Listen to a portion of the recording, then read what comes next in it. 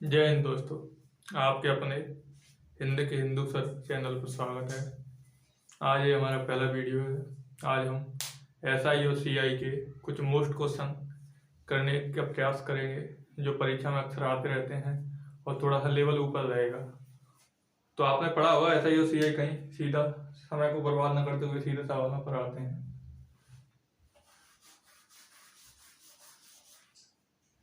SI साधारण ब्याज होता क्या है? Simple interest. कोई मूलधन रहता है, प्रिंसिपल, कुछ रेट परसेंट दे रखा होता है, माना कि 10% का रेट है। परसेंट हटाने के लिए बटे में 100 लिखते हैं। फिर कुछ समय दे रखा है, इसीलिए फॉर्मूला बन जाता है ना। टाइम दे रखा है, कुछ भी 2 साल दे रखा है माना। तो कितना होगा ब्याज? 100 रुपए पर 100 से 100 कट जाएगा, 20 रुपए। कहने का मतलब ये है, मेरे पास 100 रुपये मूलधन था, 1 साल बाद 10 रुपये ब्याज मिलेगा, 10% के हिसाब से तो 110 हो जाएगा। फिर दूसरे साल इसी 100 रुपये पर 10% ब्याज मिलेगा, तो 110 और था, 10 और मिल जाएगा दूसरी साल, तो 120 रुपये हो जाएगा। कहने का मतलब ये है कि हर साल 10-10 रुपये ब्याज मिलता रहेगा, एक ही मूलधन पर जो पहले मिलता था उसी पर। ठीक है, ये होता है SI। CI क्या होता है? मेरे पास 100 रुपये थे, मूलधन था, ठीक है, 10% रेट है वही, तो 10% रेट के हिसाब से कितना ब्याज मिलेगा? 100 का 10% निकालोगे तो 10 रुपये। वो कितना गया? 10 रुपये ब्याज मिल गया। वो कितना गया? ये यहाँ पर पूरी रकम कुल मिला के 110 रुपये हो गई, है ना। जो अगली साल ब्याज मिलेगा, CI और SI में यही अंतर होता है। पहली साल का ब्याज तो बराबर रहता है, लेकिन जब दूसरी साल का ब्याज लगेगा वो 100 रुपये पे तो लगेगा ही लगेगा, जो ब्याज मिला है उस पर भी लगेगा। कहने का मतलब 110 पर लगेगा। अगली साल के लिए ब्याज लगेगा वो 110 का 10% लगेगा। 110 का 10% होगा 11 रुपये, मतलब 2 साल बाद राशि 121 रुपये हो जाएगी। ब्याज पर ब्याज लगने लगता है CI में, ये होता है SI और CI का कहने का मतलब। इसमें एक और चीज दे सकते हैं, ये 100 से 110 हो गया, इनका रेशो क्या है? यहाँ पे 10-11 का रेशो बना रहे हैं, तो कहने का मतलब ये है, ये पहली साल से दूसरी साल में रेशो हुआ 10 से 11, तो दूसरी साल से तीसरी साल में भी रेशो 10 से 11 ही होगा। हो रहा है ना, देखो ये 10 से 11 हो गया, फिर ये 110 10 से 11 हो गया, तो ये रेशो बराबर रहता है। ठीक है, ये SI CI का बेसिक हो गया। अभी हम सवालों पे आते हैं, सीधा सवालों के माध्यम से समझना।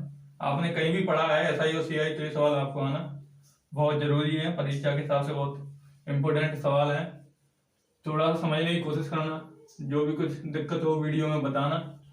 सवालों का लेवल थोड़ा सा ऊपर है, थोड़ा सा ही ऊपर है, बाकी पेपरों में आए हुए सवाल है। बेसिक क्लियर है तो समझ में आएगा। पहला सवाल आपकी स्क्रीन पर पढ़िए। एक धनराशि पर साधारण ब्याज की वार्षिक दर और दिए गए समय का संख्यात्मक मान का अनुपात 5:2 है। उसने रेट दे रखी है और टाइम का अनुपात दे रखा है 5:2। ठीक है, सवाल में आगे बोला है, व्यक्ति को निवेश की राशि का 22.5% हिस्सा ब्याज के रूप में प्राप्त होता है। 22.5%, इसका मतलब होता है फ्रैक्शन तो खोलोगे तो 9/40, मतलब 40 रुपए मूलधन था तो उस पर 9 रुपए ब्याज प्राप्त होता है। इसका मतलब ये 9/40 रुपए प्राप्त होता है। तो क्या गया, समान ब्याज की दर से व्यक्ति को 1600 रुपए पर 2 वर्ष में कुल कितना ब्याज मिलेगा? तो पहले अपने को दर निकालना है ना, समान ब्याज की दर से। तो दर निकालने के लिए क्या होगा, दर ये अनुपात दे रखा है, तो अपने 40 रुपए मूलधन है तो 9 रुपए ब्याज मिल रहा है, 40 रुपए मूलधन है, दर कितनी है 5x, टाइम कितना है 2x, क्योंकि अनुपात में दे रखा है। परसेंट हटाने के लिए दर का 100 लगाया, ब्याज मिल कितना आया अपने को 9। ठीक है, अब बस काटा पीटी कर लो, 0 से 0 गया, 5 2 से 10 गया, तो बचा गया यहाँ x² बचा, x² की वैल्यू कितनी आ गई 9/4, तो x बराबर कितना हो गया 3/2। ये क्या आ गई अपनी x का मान आ गया। ठीक है, रेट दे कितनी रखी है 5x, तो 5x क्या हो जाएगा, 5 इंटू 3/2, मतलब 15/2, 7.5%। ये अपनी रेट आ गई। ठीक है, अब मैं मिटाता हूँ यहाँ। चलो क्या मिटाऊंगा, रेट 7.5% आ गई। अब उसने पूछा बस क्या है, 1600 रुपये मूलधन है, रेट अपनी निकल गई 7.5%, 1 साल की, 2 साल का पूछा है, तो बस कर लो गुणा, 2 जीरो से 2 जीरो, 7.5 का 2 से करोगे तो 15, यहाँ 16, 15 16 का गुणा करोगे तो 16×5 = 80, 8 हासिल की, 16 × 16 = 8, 24। ये आंसर हो गया। सिंपल था, इसमें कुछ नहीं। 22.5% की फ्रैक्शन 9/40 है, तो अपने को मानना पड़ेगा कि अपना 40 मूलधन है तो 9 रुपये ब्याज मिल रहा है, बस ये। ठीक है, अगला सवाल, आप अगला सवाल पढ़िए, तब तक अगला सवाल लगा दो, अगला सवाल पढ़ो।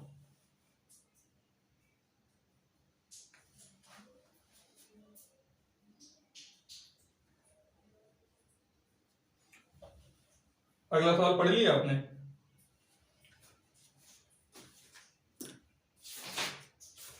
अगले सवाल में क्या दे रखा है, देखो थोड़ा सा सवाल को समझने की कोशिश करना।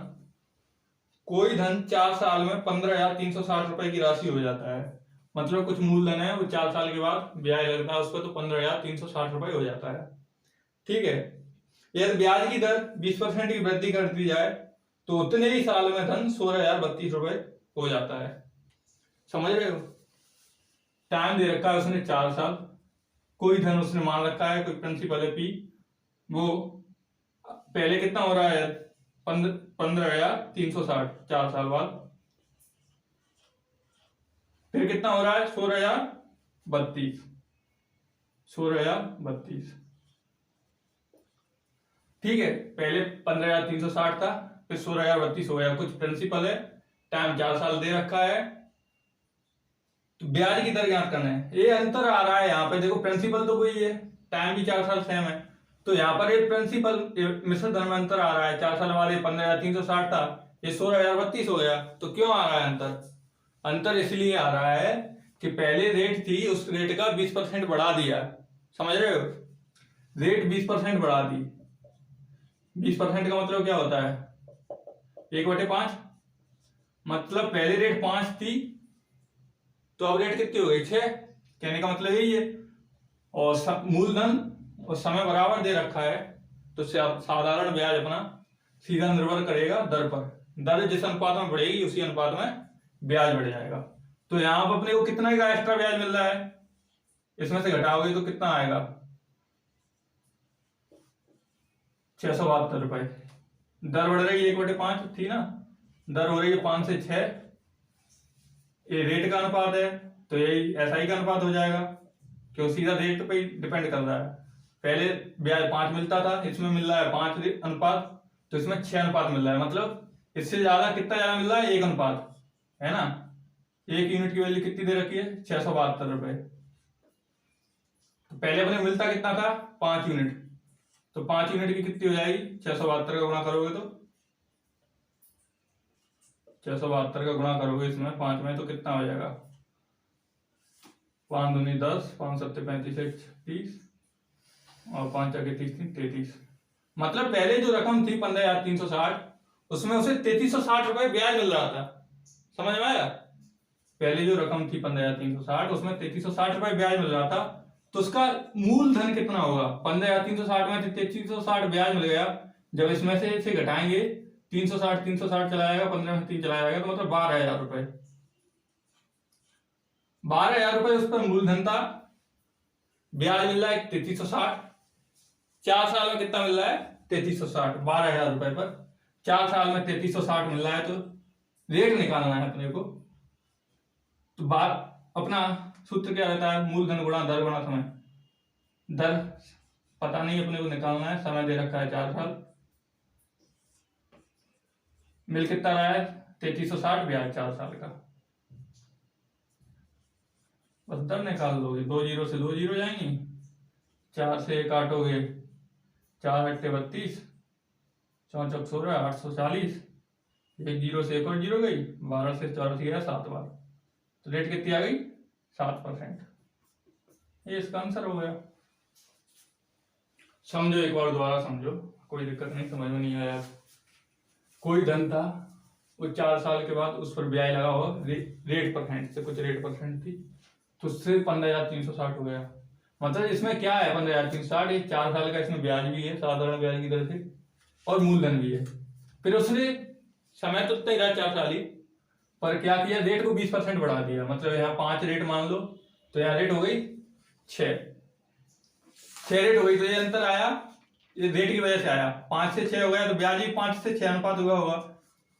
तो कितना ब्याज बढ़ गया, यहाँ 1 यूनिट बढ़ रहा है, यहाँ कितना बढ़ रहा है 672। 1 यूनिट की वैल्यू 672, तो 5 यूनिट की वैल्यू 3360। ये 4 साल का ब्याज है, 3360 इसमें से घटाएंगे। 4 साल पहले मूलधन इतना था, ये 4 साल का ब्याज है, तो कितना आया, बस इसे काटा पीट करोगे 7%। ठीक है, आप अगला सवाल पढ़िए। अगले सवाल में दे रखा है, एक बार पढ़ो, आप अच्छे से पढ़ो, समझने की कोशिश करना। सवाल में दे रखा है 10,500 की राशि प्रतिवर्ष साधारण ब्याज की किसी निश्चित दर पर 3/4/5 वर्षों में बढ़कर 13,825 हो जाती है। इस बार क्या दे रखा है, उसने राशि का नाम बता रखा है, समय दे रखा है 3/4/5 वर्ष, और बढ़कर 13,825 हो गई। ठीक है, फिर क्या हो रहा है, यदि ब्याज की पूर्व दर को दोगुना कर दिया जाए, यहाँ पर कुछ दर रही होगी, जैसे अभी निकाला वैसे निकालेंगे, उस दर को दोगुना कर दिया जाए, तो 5 वर्षों के बाद साधारण ब्याज कितना होगा। कहने का मतलब है, देखो करने को तो आप एक सिंपल तरीके से कर सकते हैं, पर उसने क्या बोल रखा है, प्रिंसिपल सेम दे रखा है। मतलब पहले भी इतना प्रिंसिपल है, कितने साल के लिए, 3/4/5। तो इसे 3/4/5 को बदलोगे तो 5 × 15 4 19/5। 19/5 साल के लिए दे रखा है। ठीक है, कोई R% के हिसाब से। फिर क्या बोल रहा है वो, प्रिंसिपल तो वही है पहले का, रेट 2R कर दी, दुगनी कर दी, समय कितना कर दिया, समय 5 वर्ष। ठीक है, तो प्रिंसिपल से तो प्रिंसिपल तो कट ही जाएगा, जो ब्याज मिलेगा वो इस हिसाब से मिलेगा, इन पे निर्भर करेगा। तो इनका रेशो कितना आएगा, ये 19R है, ये 5R उधर चला जाएगा, तो 5 दूनी 10, 10 50, मतलब 50R। इनका अनुपात कितना आ गया, R से R घटेगा, 19:50। मतलब पहले 19 ही ब्याज मिल रहा था, तो अब 50 ब्याज मिलेगा। ठीक है, ब्याज मिल कितना रहा है, पहले 10,500 की राशि 13,825 हो गई, 10,500 की राशि, तो कितना ब्याज मिल रहा है, 3,325 रुपए ब्याज मिल रहा है। ठीक है, असल में मिल कितना रहा है अपने को, 19 यूनिट। 19 यूनिट की वैल्यू दे रखी है 3,325, और काटा पीटी मचाओगे आप, 19 को काटो 3,325 में, तो जाएगा, देखो 19 × 19, एक बार गया, 19 × 7 19 × 95, 175 टाइम। तो 50 का भी 175 टाइम कर दो, अब इतना ब्याज मिल जाएगा अपने को, 17 × 8500 और 250, 8750 रुपए। आंसर हो गया। करने को तो आप साधारण तरीके से भी कर सकते थे, उसमें क्या दे रखा था, एक प्रिंसिपल दे रखा है निश्चित 10,500 रुपए, तो वही प्रिंसिपल यहाँ दे रखा है, तो उसका तो 10,500 की जगह कोई मतलब नहीं, कट ही जाएगा। इसमें समय और रेट ए दे रखा है, इसमें समय और रेट ए दे रखा है, तो इनका अनुपात निकाला तो 19:50 आया, तो उसी अनुपात में अभी ब्याज आएगा। ये मैंने पहले भी सवाल में बताया था, तो पहले ब्याज 3,325 मिल रहा था, अनुपात से 19 मिल रहा है, तो 50 से इतना मिलेगा सीधा। चलो अगला सवाल करो आप। देखो कोई इशू हो, पहले वीडियो है, आप कमेंट में बताना कि सर धीरे पढ़ा हो या स्पीड से पढ़ा हो, या थोड़ी सी बोलने में दिक्कत आ रही है, समझने में दिक्कत आ रही है, तो मैं उसे सुधार करने की कोशिश करूंगा ना। ये पहला वीडियो है, कोई दिक्कत नहीं। देखो सवालों का लेवल थोड़ा सा भी अच्छा है। देखो ये सवाल और अच्छा है, आपने पढ़ लिया होगा। एक व्यक्ति है, उसके पास 90,000 रुपए की निश्चित धनराशि है। ठीक है,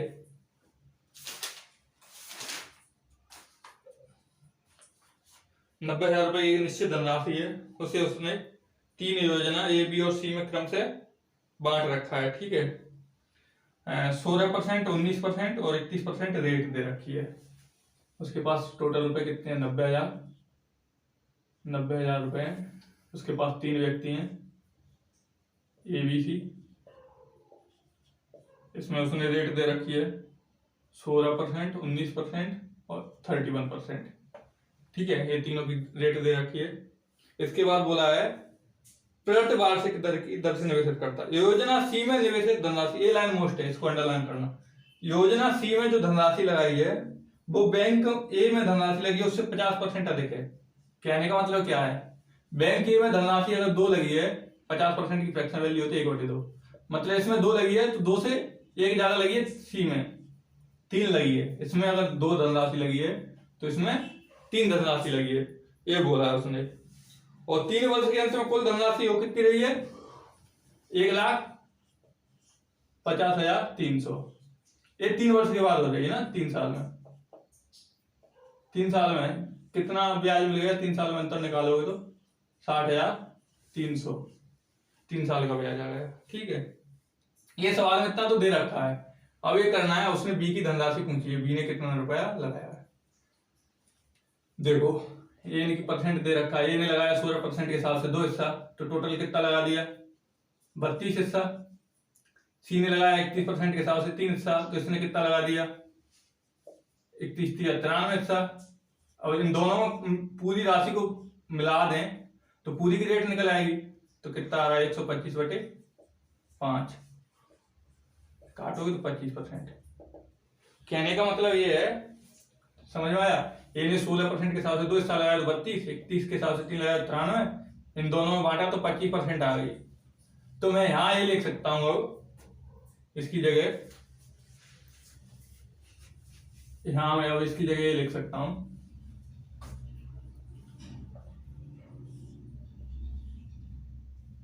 ए प्लस सी ने, अब सवाल हो जाएगा छोटा, ए प्लस सी ने 25% लगाया है और बी का कितना दे रखा है? 19%। ठीक है, समझ रहे हो? इसका 25% लगाया, इसमें इसका 19% लगाया है। अपने को टोटल ब्याज मिला कितना है? 60,300। 3 साल में मिलाया तो 1 साल का कितना आ जाएगा? भाग दोगे 3 से तो 20,100 रुपए 1 साल का ब्याज आ गया। ठीक है, एक्चुअली में 1 साल का ब्याज अपने को 20,100 रुपए मिला है। अब इसे करने के और तरीके हो सकते हैं। मैं क्या कह रहा हूं, 90,000 रुपए है, इसने 25% के हिसाब से ब्याज मिला है, इन दोनों को 19% के हिसाब से ब्याज मिला है। अगर मैं कहूं, समझने की कोशिश करना, 90,000 पर 25%, अगर पूरे पर 25% ब्याज मिलता तो कितना ब्याज मिल जाता? मैं कह रहा हूं आपको, 90,000 पर पूरे पर 25% ब्याज मिलता, इसे क्या लिख सकते हैं? 19 को 25 - 6 लिख सकते हैं, वही आएगा 19। अगर मैं कह रहा हूं 90,000 पर 25% ब्याज मिल जाता तो कितना ब्याज मिल जाता? 25% का मतलब 1/4। ठीक है, तो 4 से भाग कर लो, 22,000, सॉरी, हाँ 2288, 22,500, 22,500 रुपये मिल जाता है ना। ये कब मिलता? जब पूरे पे 25% लगा दिया। लेकिन इस पे तो एक्चुअली में लग कितना आया? बी पे 19% है ना, तो बी का अपन ने कितना ज्यादा लगा दिया? 6% ज्यादा लगा दिया। तो 6% ज्यादा लगाने से इतना ब्याज ज्यादा मिल गया। कितना ब्याज ज्यादा मिल गया? 2,000, इनमें अंतर आ गया 2,400। किस वजह से ज्यादा मिला है 2,400? क्यों? अपन ने बी की धनराशि पर 19 के बजाय 25% लगा दिया पूरे पर, तो बी का 6% एक्स्ट्रा मिल गया। बी का 6% कितना है? 2,400। 100% कितना होगा? समझ लो, ये 6 से 4 2 0, बी का 6% 2,400, तो 100 की वैल्यू कितनी आ जाएगी? 4 बार कटा, 2 0 और बढ़ जाएंगे, बी का हो जाएगा पूरा 400 और 2 0, 40। ये आंसर है। आया समझ में? भैया मेरे बात सुन, 90,000 रुपए थे उसके पास, 3 साल बाद हो गए 1,50,300, तो 3 साल में ब्याज हुआ उससे 60,300 प्राप्त, 1 साल में हुआ 20,100 रुपये प्राप्त। ठीक है, अब कि अपन ने इनका ए और सी का नेट इफेक्टिव रेट निकाल ली 25%। ठीक है, कुल मिला के इन दोनों की एवरेज रेट कितनी है 25%, इसकी थी 19%, इसकी 19% है, तो अपन ने क्या माना पूरे का 25% मान लिया, पूरे का 25% ब्याज मिलाया तो 22,500 निकला, जबकि एक्चुअली ब्याज कितना था 20,100 रुपये। इतना जो अंतर आया किस वजह से आया, क्योंकि बी पे अपन ने 6,000 रुपये 6% एक्स्ट्रा ब्याज दे दिया, तो बी का 6% एक्स्ट्रा ब्याज देने से 22,500 हुआ, जबकि होना कितना चाहिए था 20,100, तो कितने 2,400 रुपये ज्यादा हुआ है। किस वजह से, ये बी के 6% की वजह से 2,400 ज्यादा हुए हैं, तो बी का 100% कितना हो जाएगा, तो बी का 100% हो गया 40,000। ठीक है, एक बार और समझने की कोशिश करना, कभी घर जाके फिर देखना वीडियो, फिर समझ में आ जाएगा।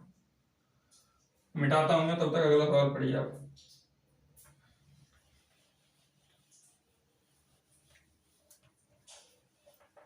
जो भी कुछ इशू हो वीडियो में मुझे बता दें आप एक बार, तो मैं आगे से सुधार करूंगा। ये फर्स्ट वीडियो है, अभी 2 दिन से शिवरात्रि चल रही थी भोले बाबा की अपने की, तो भोले बाबा की शिवरात्रि में व्यस्त थे।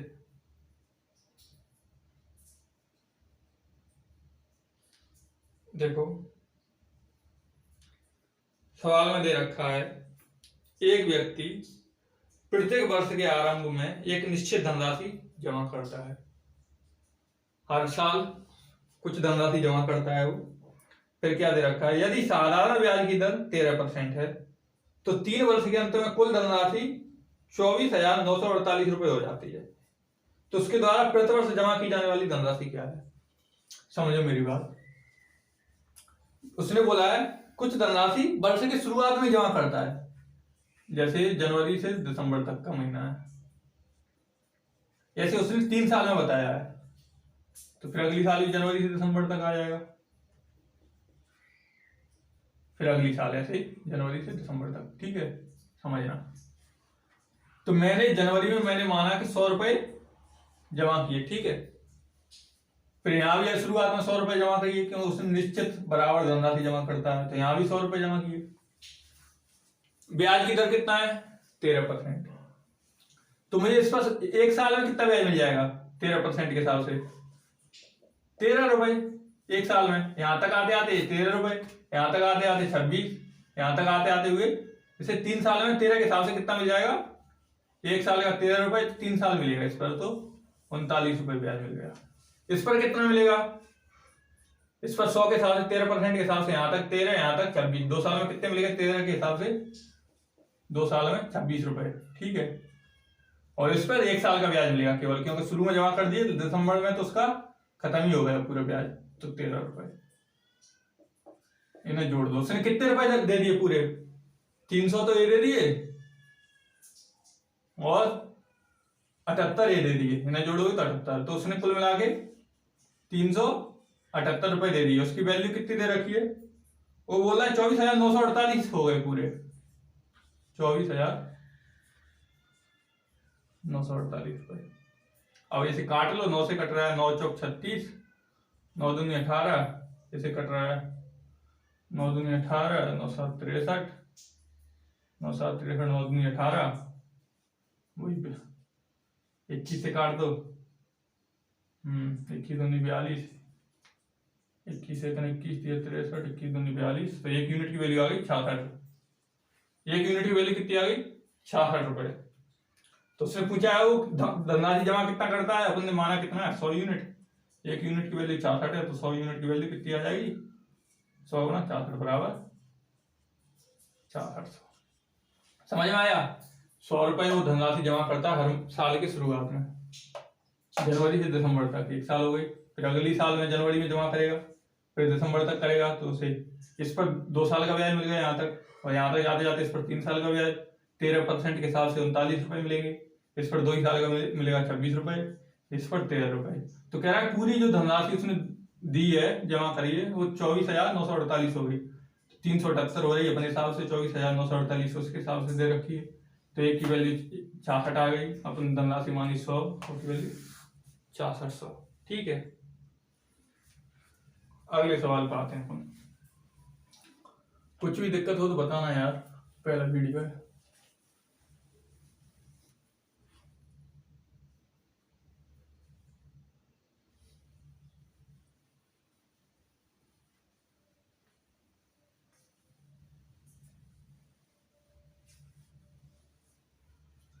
देखो ये सवाल और अच्छा है, समझने की कोशिश करना, बहुत अच्छा सवाल है। उसने धनराशि दे रखी है 18,210 रुपए की धनराशि है, उसे 3 योजना में निवेश करता है, समय दे रखा है 3 योजनाओं का,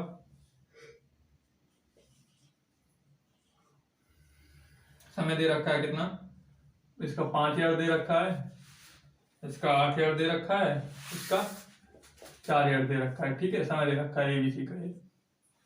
इनकी डेट दे रखी है तीनों योजनाओं की, इसकी 12% के हिसाब से जमा करता है, ये 10 के हिसाब से जमा करता है, 10% पर ईयर, ये 12.5% के हिसाब से। तो अंत में बोला है उसने, प्रत्येक योजना की समाप्ति पर व्यक्ति को मिलने वाली धनराशि का अनुपात 3:7:4 है। जो व्यक्ति को धनराशि मिलती है कुल मिला के, इसे ब्याज कितना हो गया इसका 12 के हिसाब से, 5,000 में 60% ब्याज हो गया इसका, इसका कितना हो गया 80%, इसका कितना हो गया 50%। तो कुल धनराशि कितनी हो गई, ए पे पहले अपनी खुद की 100% हो गई 60 है, तो 160% हो गई एक ही। बी की कितनी हो गई 80 है, 100 खुद के पास, 180% ऑफ बी, क्योंकि हमेशा खुद के पास कितनी रहती है 100% रहती है। तो सी का 150%, ये धनराशि हो गई। ठीक है, इनके पास तीनों के पास मिला के। अब इनको काट के देखो, एक कट जाएगा तो 0 0 कट जाएंगे सबके, तो 16 18 15 सी बचा। अब उसने बोल रखा है ये जो अनुपात है वो 3:7:4 के में आया है।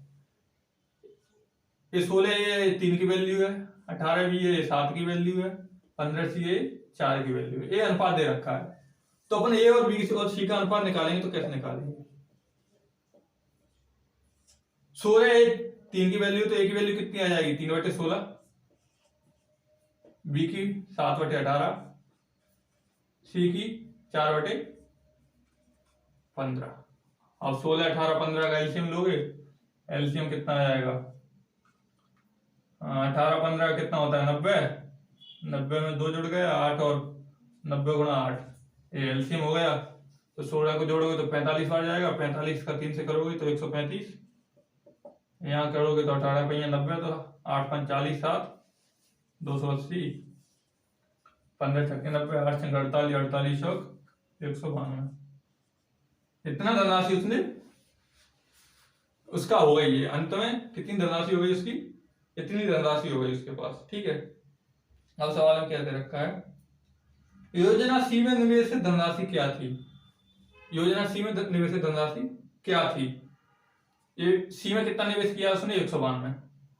ठीक है, कुल मिला के इनका कितना किया है उसने, इन तीनों को जोड़ोगे तो 2 5 7 9 3 20 की 0 2 2 4 2 6, कुल मिलाकर उसने 607 रुपए निवेश किए हैं। ठीक है, उसकी वैल्यू दे रखी है 18,210। अपने को वैल्यू पूछी है सी की 192 यूनिट की, तो अपने को देख रहा है 600 का 6 का 3 गुना 18 है, 7 का 3 गुना 21 है, और 0 है एक्स्ट्रा, तो मतलब ये 30 गुना है। ठीक है, तो इसका भी 30 गुना कर दो 192 का, 19 3 57, 2 3 6 और 0 का 0, 57 60 आंसर आ गया आपका। ठीक है, एक बार समझो उतारो, मैं से मिटाता हूँ, अगला प्रश्न लगाता हूँ आपके लिए। ठीक है,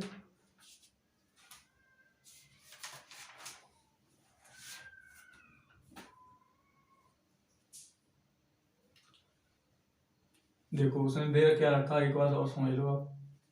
18,210 रुपए की धनराशि दे रखी थी उसने 5 साल के लिए 12% के हिसाब से, 8 साल के लिए 10% के हिसाब से, 4 साल के लिए 12.5% के हिसाब से लगाई थी। तो उसे ब्याज में 60% मिलेगा, इसमें 80% मिलेगा, इसमें 50% मिलेगा। माना कि इन पे अपनी अपनी 100% धनराशि थी, तो इसके पास 160 हो गया था, इसके पास 180 हो गया था, इसके पास 150 हो गया था। ये अपन ने काटा पीटी करी तो 16 18 15 बचे थे, पर उसने अनुपात दे रखा था 3 7 4, अपने हिसाब से अनुपात नहीं था तो ये अब अनुपात निकाला इनका 3/16, 7/18, 4/15। 16, 18, 15 का एलसीएम लिया तो 90/8 आ गया। तो इनका अनुपात लिया 135, 180, 192 आ गया। तीनों को जोड़ा तो 607 रुपए हुए, 607 यूनिट हुई अपने हिसाब से। उसके हिसाब से 18,210 दे रखा था, तो ये 30 टाइम्स है, तो 192 का 30 टाइम्स 5760। ठीक है।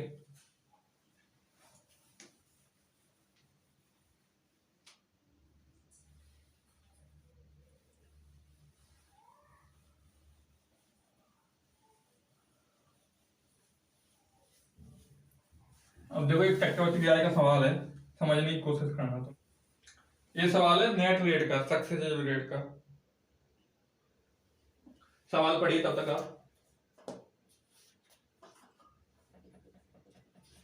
सवाल पढ़िए आप।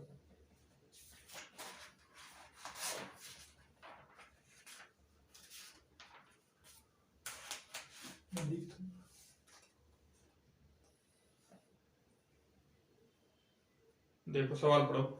उसने दे रखा 50,000 रुपए की राशि 19 महीनों के लिए 24% वार्षिक चक्रवृद्धि ब्याज की दर से निवेश किया जाता है। 19 महीनों के लिए रेट कितनी है? 24% पर यार, मतलब 12 महीने की रेट कितनी है? 24%।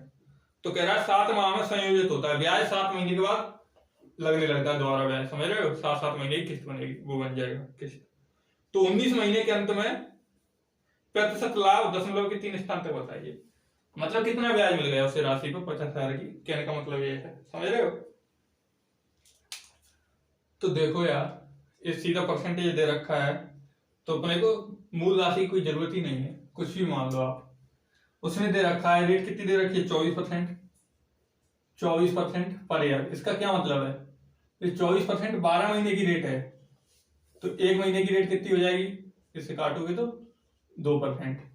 अब अपने को 19 महीने में जाना है, 19 महीने है मान के चलो, तो 7-7 महीने बाद ब्याज पर ब्याज लगता रहेगा। 7-7 महीने के हिसाब से गणना होगी।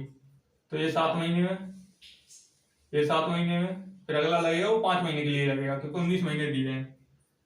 तो एक महीने की 2% रेट है, तो 7 महीने कितनी हो जाएगी? 14%। यहाँ 7 महीने कितनी हो जाएगी? 14%। जो 5 महीने बचे हैं उसके हिसाब से 10%।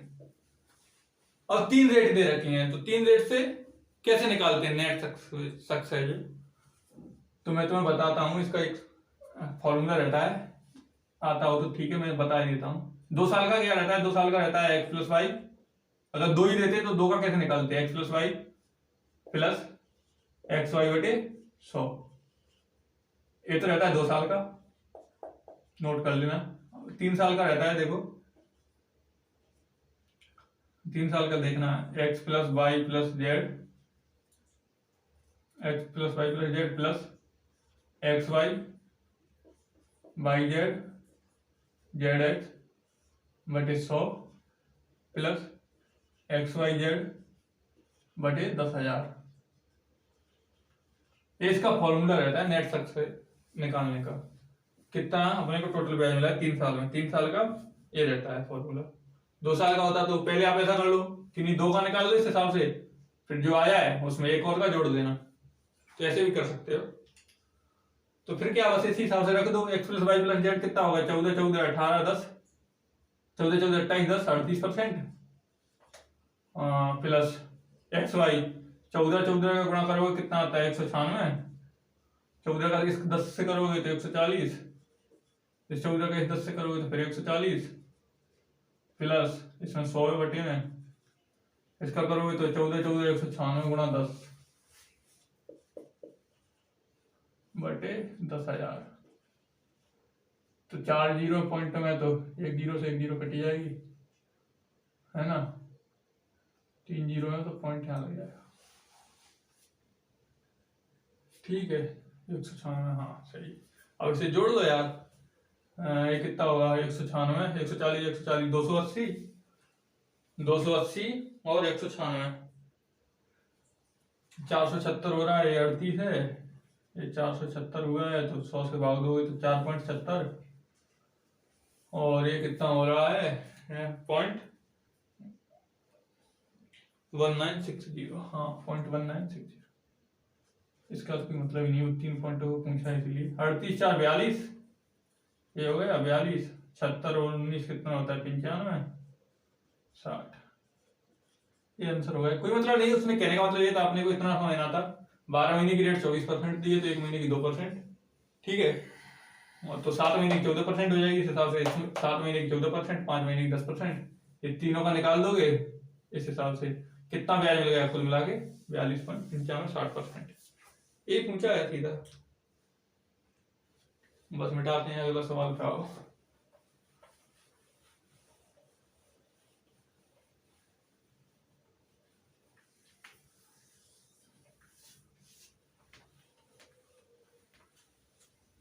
देखो समझने की कोशिश करना। एक बार अच्छा सवाल है ये। 18,000 रुपए की राशि 10% वार्षिक दर से, समझो उसने लिखा है 10% वार्षिक दर से चक्रवृद्धि की ब्याज की उधार दी जाती है। इससे आगे वाली लाइन को समझो, अगर ये समझ रहे हो तो अच्छी बात है।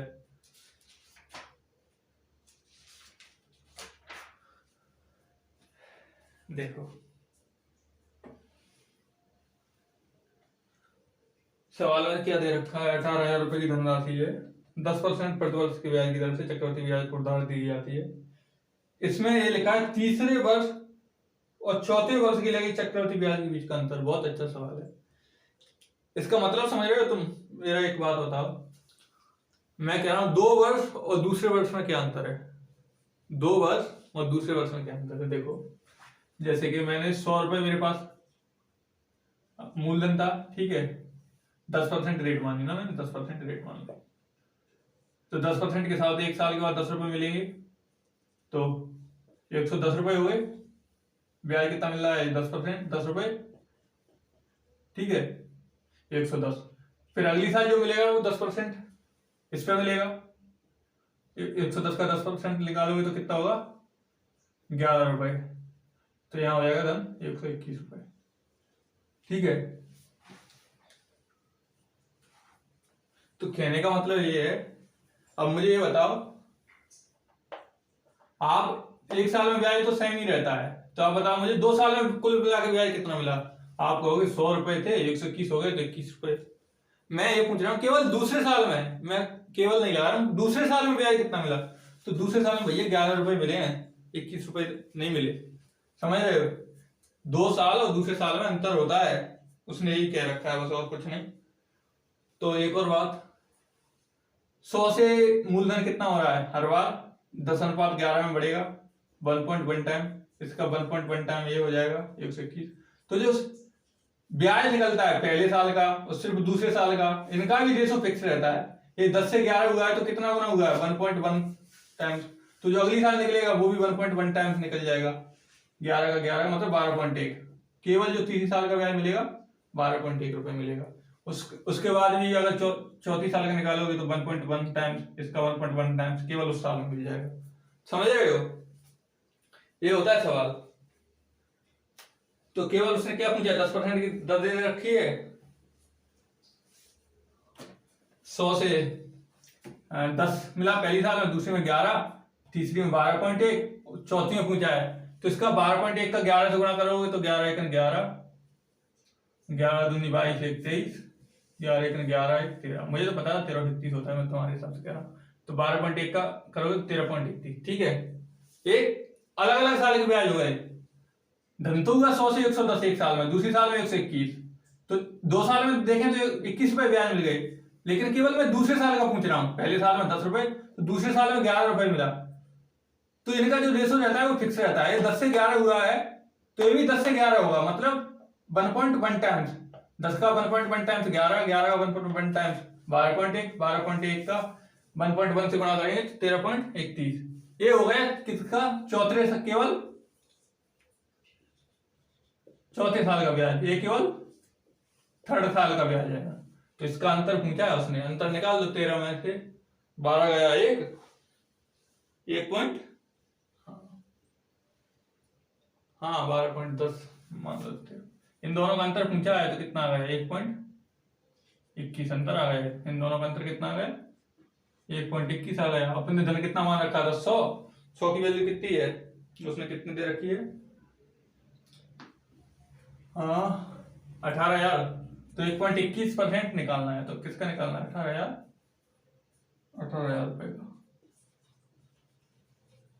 18,000 रुपए का 1.21 टाइम निकालना है। तो बस 18 से गुणा कर दो, 18 1 18 की 8, 18 दूनी 36 की 6, 36 की 6 और 1 7, 5 लगी तो आई बड़ी, और 18 1 18 3 21। समझ गए? 2 जीरो से पॉइंट कट गया, 1 जीरो, 21,780 रुपए, ये आपका आंसर है। देखो सवाल में थोड़ी सी समझाने में मुझे लग रहा है कहीं दिक्कत हुई होगी, तो आप खुद समझो। 100 रुपए मूलधन था मेरे पास, 1 साल बाद 110 रुपए हो गए, इसमें 10 रुपए ब्याज के मिले। दूसरी साल मुझे मिला 10% के हिसाब से, 110 का 10% मिला तो 11 रुपए मिले। केवल दूसरे साल में कितने मिले? 11, और पहले दूसरे में कुल मिला के मिले 21। समझ रहे हो इसमें अंतर? तो उसने पूछा है केवल तीसरे साल और चौथे साल में अंतर। तो जो ब्याज चलता है वो उनका रेशो फिक्स रहता है। 10 से 11 हुआ तो कितना गुणा होगा? 1.1। तो 11 से 12.1 में भी 1.1 का गुणा कर देंगे। चौथे साल का पूछा है तो इसमें भी 1.1 का गुणा कर देंगे, और 5वें साल का पूछा तो इसमें भी कर देते। बस ये है, और क्या, कोई दिक्कत नहीं। इन दोनों का अंतर पूछा था 1.21, 18,000 रुपए का है, तो 21,780। क्यों 100, अपन ने 100 यूनिट माना है, 100 की वैल्यू 18,000 है, तो 1.21 के 18,000 का निकल गया। ठीक है, आप पर्सनल मैसेज कर देना अगर कुछ दिक्कत हो सवाल में, या मुझसे रिलेटेड या सवाल से रिलेटेड कुछ करवाना है आपको, या समझना है कहीं दिक्कत आई है, तो मैं टेलीग्राम का ग्रुप का लिंक दे दूंगा यूट्यूब के डिस्क्रिप्शन में, तो आप मुझे देखो। सवाल दे रखा है एक, इसे पढ़ो। 9,030 रुपए पर पहले वर्ष के लिए ब्याज की दर दे रखी है 12.5% पहले साल के लिए। दूसरी साल के लिए दे रखी है 14 से 2/7%। तीसरी साल के लिए दे रखी है 10%। ठीक है, तो चक्रवृद्धि ब्याज निकालना है। सरल सवाल है, आपके हिसाब से है।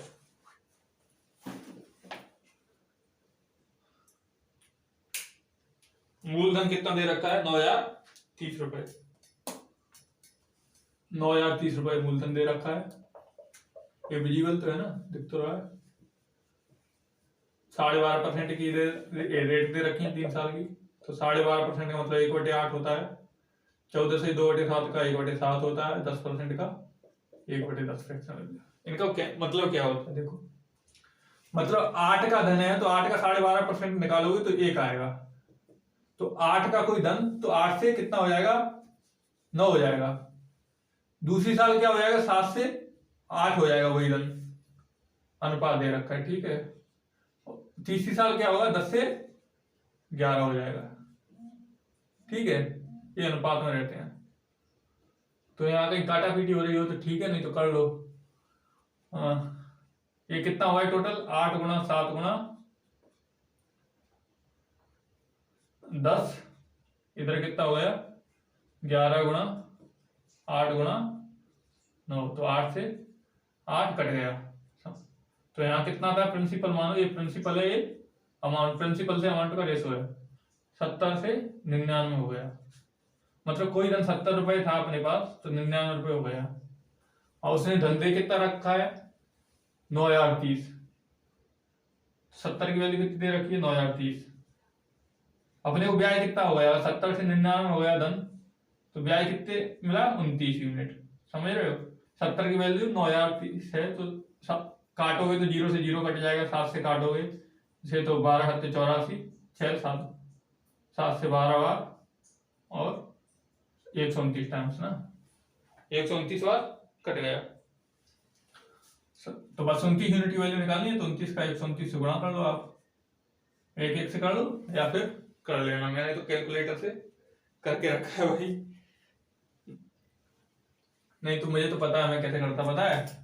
29 का 129 से करना है बड़ा, तो पहले मैं 29 का 100 से करता, 100 से करता तो 2900 आ जाता। फिर 29 का 29 से करता, मतलब 29 का स्क्वायर। मेरे को याद है 841, तो मैं तो ऐसे कर लेता 1 4 9 8 17 2 1 37 ये आंसर आ गया। ये बहुत सिंपल सवाल था जो अक्सर आते हैं। ये इसमें तो किसी को कोई दिक्कत नहीं हुई, किसी को कुछ दिक्कत? रेट दे रखी थी, प्रिंसिपल अमाउंट का रेशो है, तो इन तीनों सालों में ये इतना हो गया, प्रिंसिपल इतने से इतना, काटा पीटी की तो 70 से 29 रुपए ब्याज मिल गए। 70 प्रिंसिपल था, प्रिंसिपल उसने 9,30 दे रखा है तो 129 से गुणा किया है, तो 29 में भी 129 से गुणा करेंगे तो 37 उत्तर आएगा। ये सिंपल सवाल था। ऐसे अक्सर आ जाते हैं, पर ऐसे में भी एक ही रेट के आते हैं तो एक ही रेट से लिखते जाओ बस, समझ रहे हो।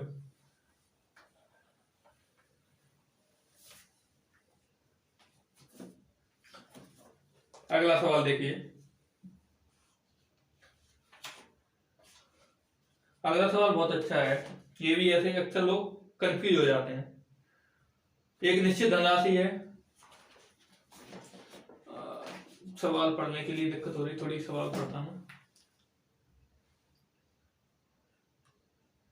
एक निश्चित धनराशि पर 2 वर्ष 219 दिन में 15% की वार्षिक चक्रवृद्धि ब्याज दर पर चक्रवृद्धि ब्याज और साधारण ब्याज के बीच का अंतर दे रखा है।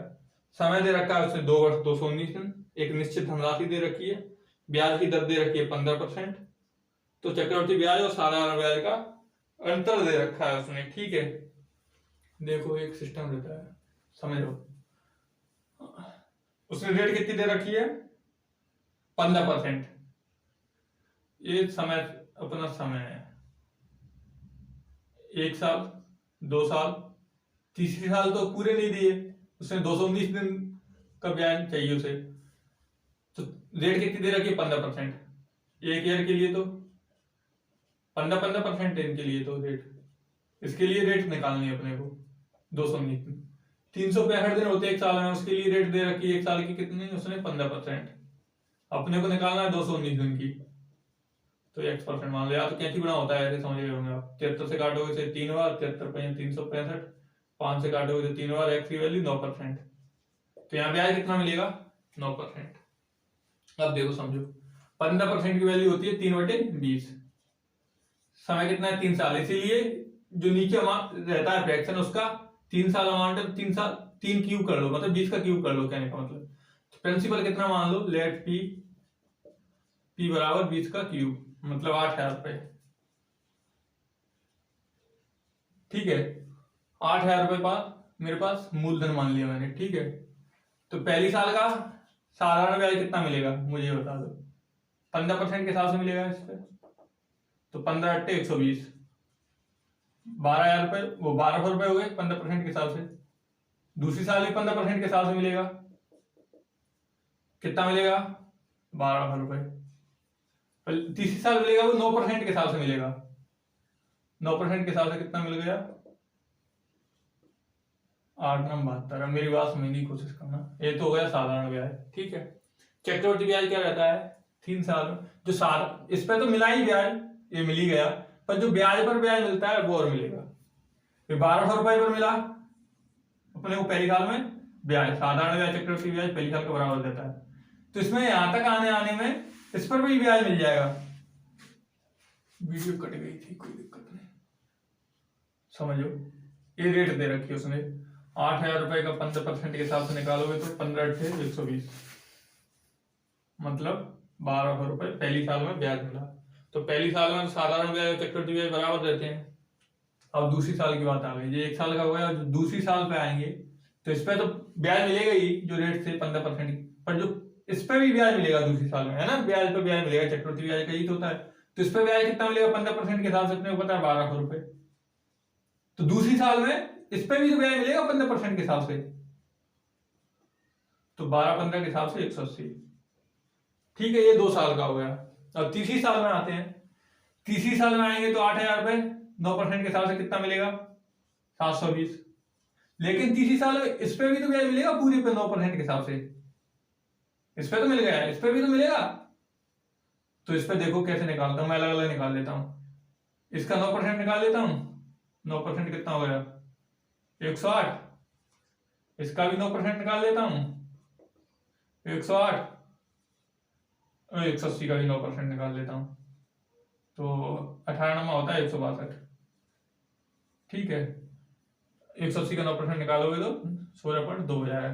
ठीक है, समझ में आया? या फिर आप ऐसा कर लो, 12 का 12 में 2400, एक 2580 का 9% निकालोगे तो इतना निकल आ जाएगा तुम्हारा 216, 232 ऐसा। ठीक है, अब उसने पूछा क्या है सवाल में? एक अच्छा एक टी वेस्ट इसे कहते हैं ट्री कॉन्सेप्ट। पेड़ की सी शाखा निकालो और कर लो कुछ भी जो पूछा है वो। चक्रवर्ती ब्याज की दर पर, चक्रवर्ती ब्याज और साधारण ब्याज के बीच का अंतर देखो। 8,000 रुपए ये तो साधारण ब्याज है 15%, 15% के हिसाब से। ये भी साधारण ब्याज, ये भी साधारण ब्याज। ये क्या है एक्स्ट्रा, ये चक्रवर्ती ब्याज है। चक्रवर्ती ब्याज की वजह से ही तो मिला है, इस पर 1200 मिला, इस पे भी ब्याज मिला, इस पे भी ब्याज मिला, समझ रहे हो। तो यही तो अंतर है। अंतर कौन सा है, ये वाला, यही पूछा है उसने, अंतर ही तो पूछा है। तो अंतर कितना हो गया, 108, 108, 216, 216 और 16, 232.2 और 180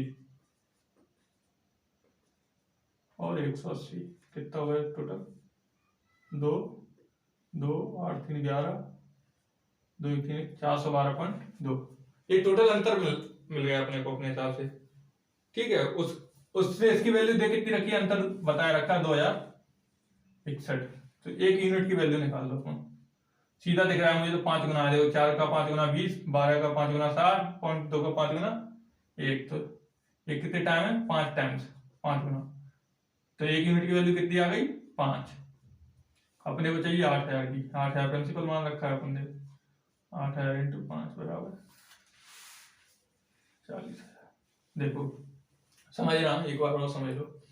उसने क्या वो रखा है, उसने 2 वर्ष 219 दिन दे रखे हैं, 15% सालाना ब्याज दे रखा है, साल में होते हैं 365 दिन, तो 219 दिन के हिसाब से रेट आ जाएगी 9%, ठीक है। उस साल की 15% ये तो है ही, 2 साल के लिए चलेगा ही। तो अपन ने माना 15% की फ्रैक्शन होती है 3/20, इसलिए 3 साल का निकालना है तो 20 का क्यूब किया 8,000 मान लिया प्रिंसिपल।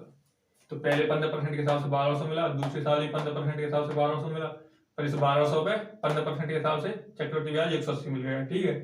फिर तीसरी साल 9% के हिसाब से मिलेगा इस पर 720, और इस 1200 पे 9% के हिसाब से 108, इस 1200 पे 9% के हिसाब से 108, और 180 पर 9% के हिसाब से 16.2।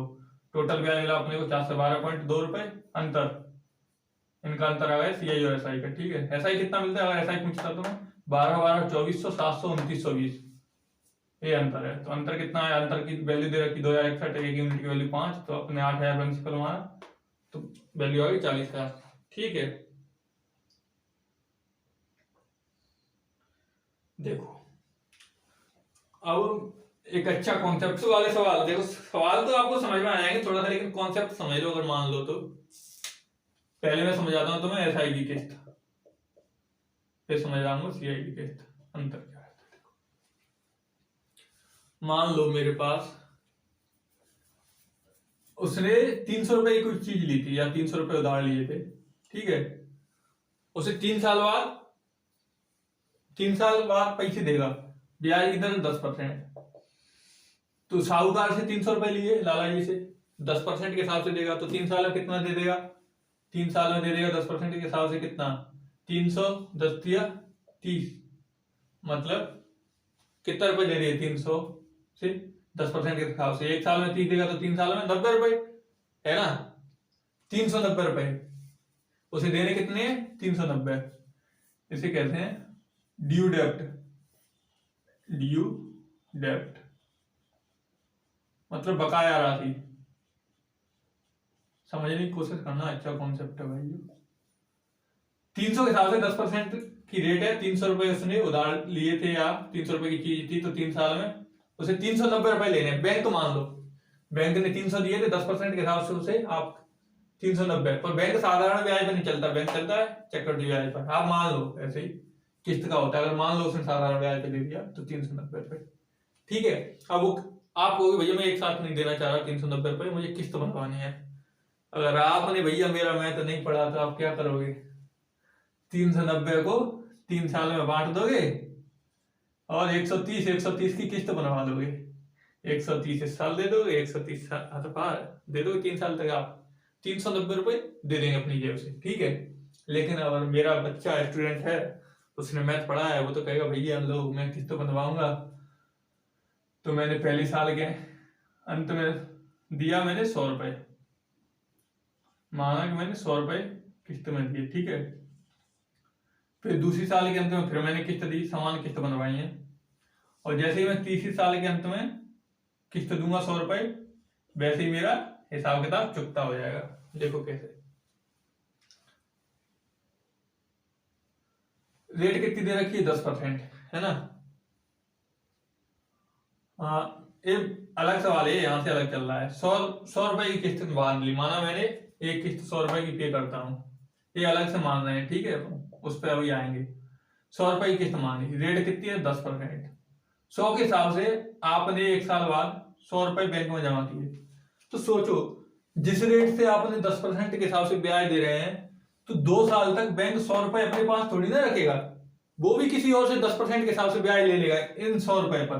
तो 2 साल में कितना मिल जाएगा इन पर, 2 साल में 10% के हिसाब से कितना मिल जाएगा, 20 रुपए इन 100 पर। इन 100 पर 2 साल बाद इन 100 पर भी 1 साल के लिए दे देगा वो 10% के हिसाब से, तो इस पर 10 रुपए मिल जाएगा। समझ रहे हो, समझ रहे हो कि नहीं। आपने 100 के हिसाब से कितना कितना दे दिया आपने, 100 300 रुपए, लेकिन बैंक वाले के पास कितने पहुंच गए, 300 ये और 20 और 10, उसके पास कितने पहुंच गए, 330 रुपए। समझ में आया। अगर 100 रुपए उसने जमा किए हैं 2 साल पहले, तो वो दूसरे व्यक्ति को दे देता है, तो उससे ब्याज कमा लेता है इस वजह से। लेकिन आपने अपनी जेब से कितने दिए, 300, उसके पास पहुंच गए 330। अब यहां आओ, ऐसे में मान लूं उसने 330 रुपए अगर उसके पास बकाया, उसने 330 रुपए बने, ठीक है, ब्याज सहित 330 रुपए बने, 330 रुपए बने, रेट 10% के हिसाब से कुछ भी मान लेना, 10% के हिसाब से 3 साल बाद बन रहे हैं 330। और आप कहोगे भैया मैं किस्त में दूंगा, तो आप 3 साल से डिवाइड कर दोगे तो किस्त बना लोगे कितने की, 3 साल से डिवाइड करोगे तो 110 की, 110 से दोगे तो 330 रुपए दे दोगे।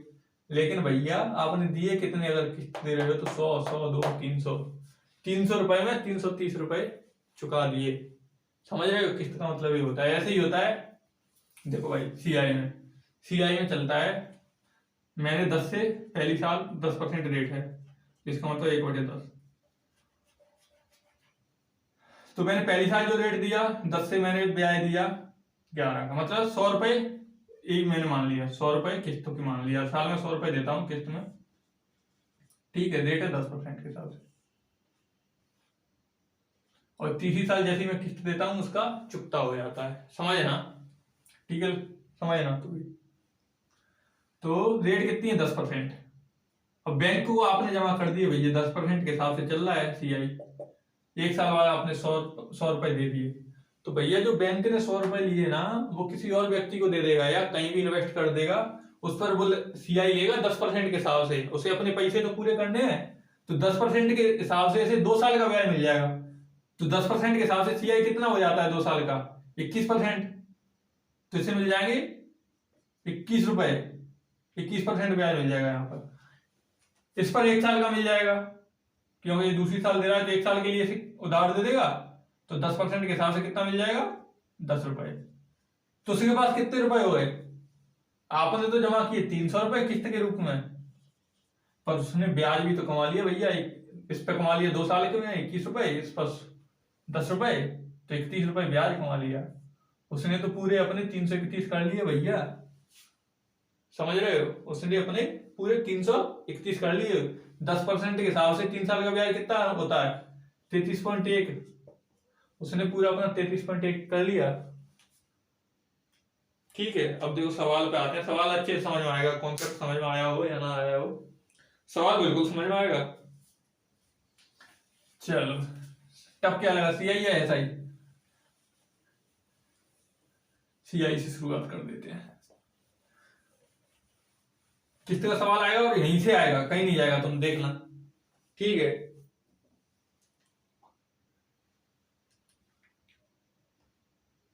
देखो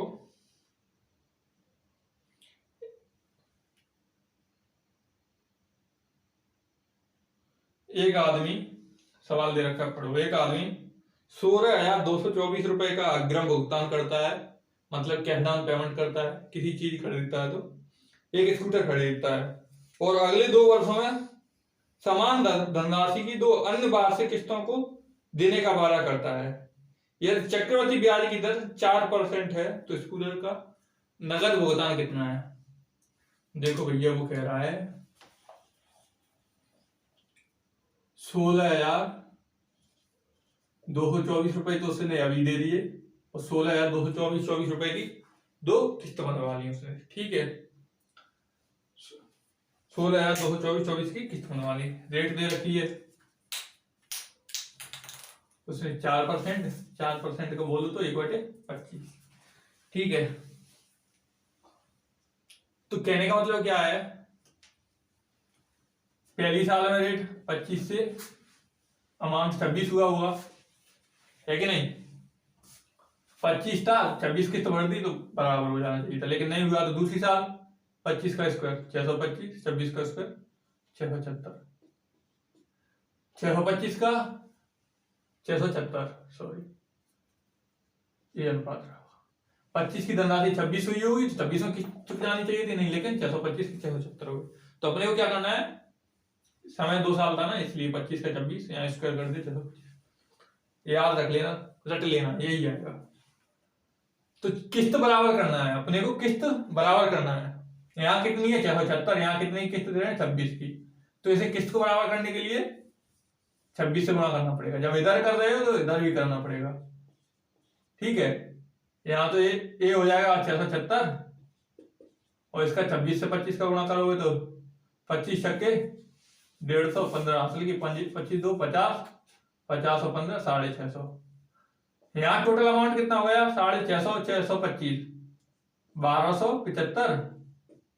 यहाँ एक 676 की वैल्यू कितनी दे रखी है किस्त की, किस्त माना कितना अपने 676, 676 की किस्त की दे रखी है 16,224, 16,224। ठीक है, 16,224। अब इसे काट लो,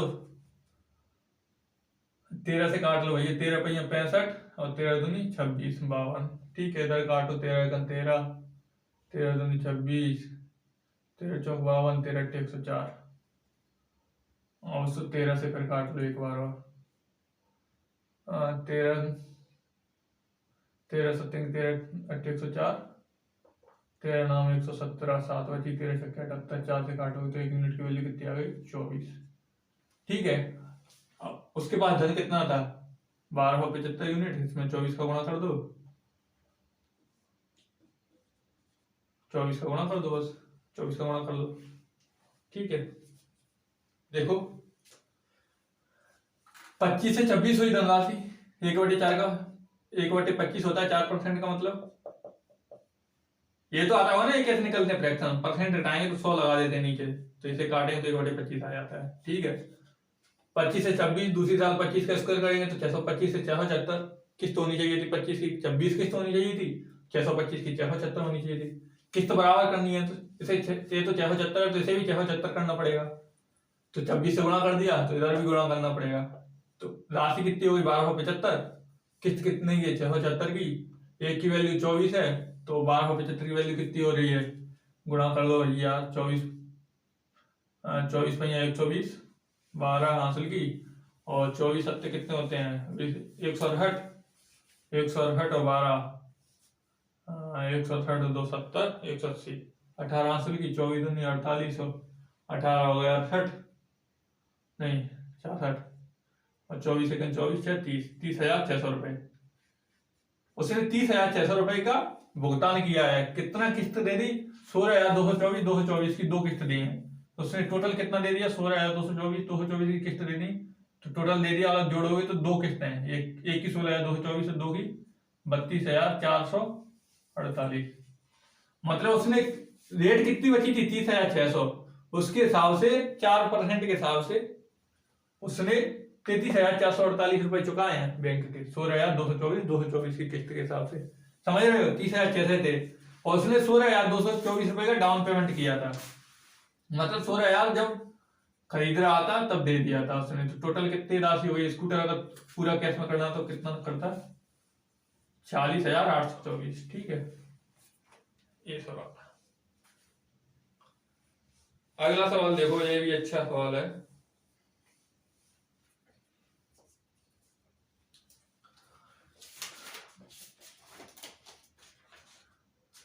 देखो अच्छा सवाल है, पढ़ो। एक किसी व्यक्ति ने एक निश्चित राशि पर 10% वार्षिक दर पर 3 वर्ष के लिए उधार ली। ठीक है, कोई एक निश्चित राशि है, 3 साल के लिए उधार लेता है, 10% रेट है। जब 2 वर्ष पश्चात उसने 834 रुपए चुका दिए, तीसरे वर्ष के अंत में उसने 13,200 रुपए दे दिए, तो पूरा ऋण चुकता हो गया। तो उसके द्वारा उधार ली गई राशि क्या थी? भैया सवाल तो अच्छा है, पढ़ो। कहना ये चाह रहा है वो, रेट कितनी दे रखी है? 10%, मतलब 1/10। यहां पर उसने कुछ प्रिंसिपल लिया होगा, उसे किस्तों में दे रहा है। 1 साल बाद, फिर 2 साल बाद। 2 साल बाद उसने कितने रुपए दे दिए? 6634 रुपए दे दिए। 6634 रुपए दे दिए, समझ रहे हो? यहाँ 10% के हिसाब से 2 साल में कितना हो गया? अगर मूलधन 100 रुपए होगा तो 121 हो गया होगा, समझ रहे हो? तो उसमें से उसने 6834 रुपए दे दिए। 10% की रेशो क्या चलता है? 10-11 का चलता है ना, मैंने बताया ना, 10-11 का। साल 10-11 का चलेगा, यहाँ 10-11 का, यहाँ 10-11 का। तो फिर दूसरी से तीसरी साल जाएंगे तब भी रेशो क्या चलेगा? 10-11 का। ठीक है, इसने कब जो ब्याज किस पे लगा हुआ? 10 से 11 कब हुआ होगा? जब जो 6834 चुका दिए उसके बाद जो राशि बची उस पर ब्याज मिला होगा उसे। तो अंत में राशि कितनी होगी? 13,200 रुपए। यहाँ पर लास्ट में उसने भरे 13,200। तो ये 11 का है, 11 यूनिट की वैल्यू 13,200 है। तो 1 यूनिट की वैल्यू निकालोगे तो 11 से जाएगा 12 बार 1200। तो यहाँ 10 यूनिट की वैल्यू 12,000 रुपए। कहने का मतलब 12,000 पर ब्याज लगा है 10% के हिसाब से, तब 13,200 रुपए उसने लास्ट में चुकाए हैं, तभी तो। अगर भैया वो बोलता मैं यहीं भर दूं, मैं यहां तक जा ही नहीं, पूरा पैसा यहीं चुका दूं, तो कितना पैसा चुकाता वो? 12,18,634 रुपए। यहाँ चुकता करना होता तो 18,634 रुपए चुकता करता। पर भैया ये भी तो कब करता? जब मूलधन 100 था तो इस पर 2 साल बाद चक्रवृद्धि ब्याज 10% की रेट है, तो 100 से 121 हो जाता है, ये तो आपको पता है। तो 121 की वैल्यू दे रखी है 18,634। तो एक की वैल्यू 11 से काट लो भैया, 11 से 11 बार, 11 1 11, 66 99 44, फिर 11 से काट लो एक बार और, 11 55 154। ठीक है, 1 यूनिट की वैल्यू आ गई 154। तो अपने को कितना है? 100 यूनिट था प्रिंसिपल, तो 154 में गुणा कर दो।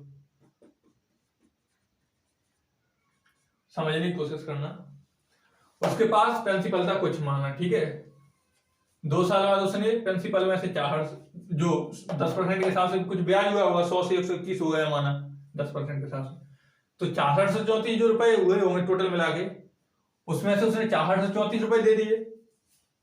फिर उसमें जो पैसे बचे थे उस पर 10% के हिसाब से ब्याज दिया होगा, है ना। 10% के ब्याज देने के बाद 13,200 रुपए हो गए।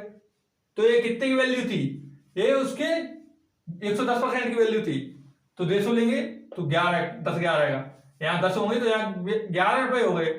तो उसने इसका रेशो लिया तो 1200 आ गया, एक यूनिट की वैल्यू 1200 आ गई। तो यहाँ 10 यूनिट थी तो 12,000 रुपए आ गए, मतलब 12,000 रुपए पर 10% के हिसाब से ब्याज लगा था। अगर भैया वो यही पूरे चुकता कर देता, यहाँ पूरे रुपए उसके पास कितने थे? 18,634, लेकिन ये कब थे? यहाँ पर ब्याज लगा 2 साल का 10% के हिसाब से। तो मैंने 100 माना था प्रिंसिपल, तो 2 साल में 121 हो गया। 121 की वैल्यू 18,634 दे रखी है, इसे काटोगे तो 1 यूनिट की वैल्यू 154, तो 100 यूनिट की वैल्यू 15,400। ठीक है, बहुत अच्छा सवाल था। यहाँ इससे बढ़िया सवाल आएगा ही नहीं। ये कर लिए, समझ लिए तो समझ लो तुम्हारी किस्त पूरी खत्म है। अब किस्त से घबराना नहीं है भैया, चक्रवृद्धि ब्याज की किस्त से बिल्कुल नहीं घबराना। किस्त बराबर कर लो, समझो जीपी में चलते हैं, ये रेशो ध्यान रखो बस। अब साधारण ब्याज की किस्त आ जाओ। एक वस्तु, पढ़ो सवाल, 2500 रुपए नगद में या फिर 520 रुपए नगद और 4 मासिक बराबर किस्तों में उपलब्ध है। यदि ब्याज की दर 25% वार्षिक हो तो मासिक किस्त क्या होता है? अच्छा सवाल है, सवाल पढ़िए एक बार।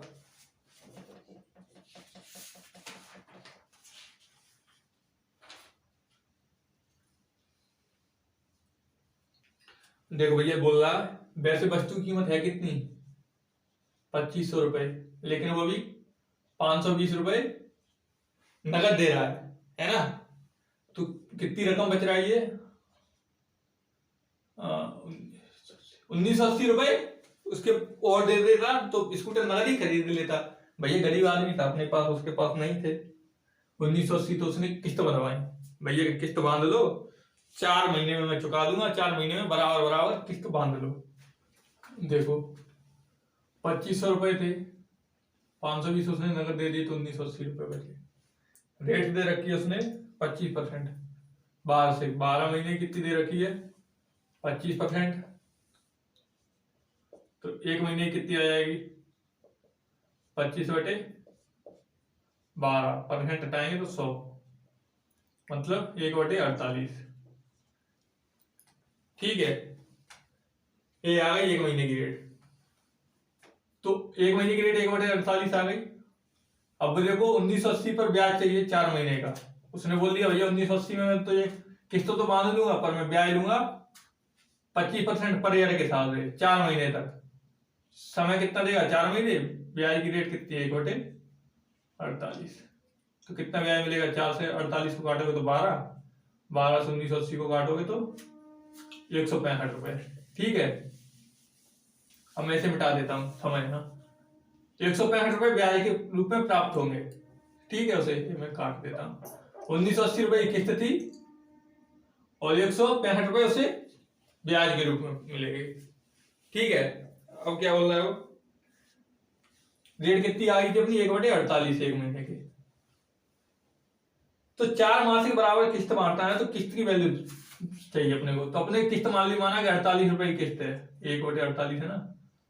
तो 4 महीनों में 48 रुपए जमा करूंगा, पहले महीने के बाद जमा कर दूंगा 48 रुपए, पैसे जैसे दूसरा महीना खत्म होगा वहां भी 48 कर दूंगा, तीसरा महीना खत्म होगा 48 कर दूंगा, और जैसे चौथा महीना खत्म होगा 48 रुपए देगा तो उसका पूरा ब्याज कंप्लीट खत्म हो जाएगा। उसके पास कितने रुपए पहुंच जाएंगे, 1980 तो पहुंच ही जाएंगे, 165 रुपए ब्याज की ओर पहुंच जाएंगे।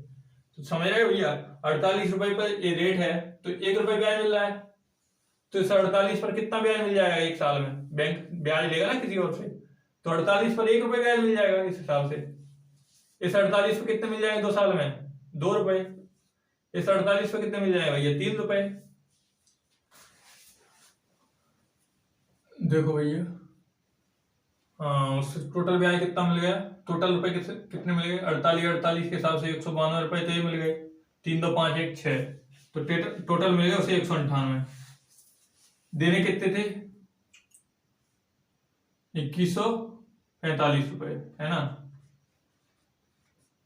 1980 में जोड़ेंगे 65 रुपए ब्याज के हैं तो कितने मिल जाएंगे 2145 रुपए। ठीक है, अब ये काट लो भैया, 11 से काट लो, 11 से कटेगा, 11 से कितनी बार कटेगा, 11 एकन 11, 11 8 88, 11 से काटोगे तो 11 एकन 11, 10 बचे 11 9 11 5 95। अरे मुझे तो आंसर याद है, मैं तुम्हारी वजह से कटवा रहा हूँ। 3 से काट दो, 3 छक्के 18, 3 छक्के 18 65। उसने वैल्यू कितने की पूछ रखी है, किस्त की पूछ रखी है, किस्त कितने की है, एक यूनिट की वैल्यू कितनी आ जाएगी 65/6।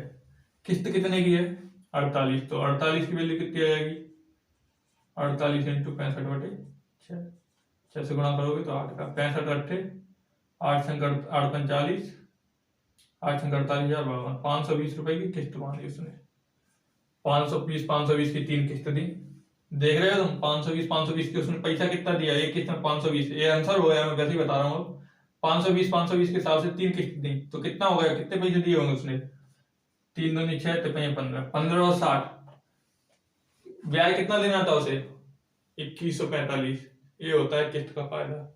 उसने अपनी जेब से कितने रुपए दिए 1560, लेकिन बाकी का जो पैसा है वो बैंक ने कमा लिया ब्याज के रूप में। ठीक है,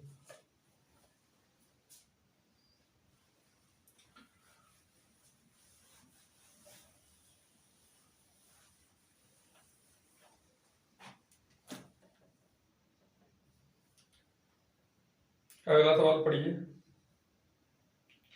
ये अच्छा सवाल है, इसे देखो। एक व्यक्ति बैंक से 10,000 रुपए की धनराशि साधारण ब्याज पर उधार लेता है और 2 वर्ष के बाद वो 3,000 रुपए का भुगतान कर देता है, 2 साल तक उसी पे देता है, फिर दो साल बाद 3,000 रुपए जमा कर देता है, ठीक है। और 5वें वर्ष के अंत में फिर से 2,500 रुपए दे देता है और 7 वर्ष के अंत में 6,720 रुपए का भुगतान करता है और अपना सारा बकाया कर्ज समाप्त कर देता है। तो दर बताइए भैया, बताओ, पढ़ो एक बार सवाल को अच्छे से फिर करो।